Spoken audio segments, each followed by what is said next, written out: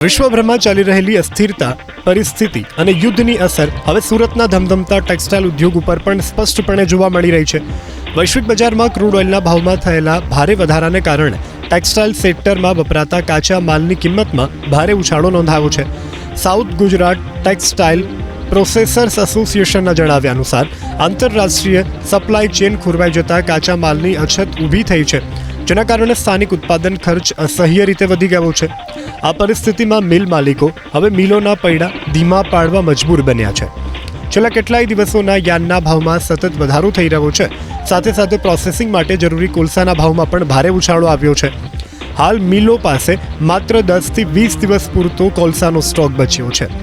જો આ સ્થિતિ યથાવત રહેશે તો નજીકના ભવિષ્યમાં ઉર્જા સંકટ ઊભું થવાની ભીતિ વ્યક્ત કરવામાં આવી રહી છે.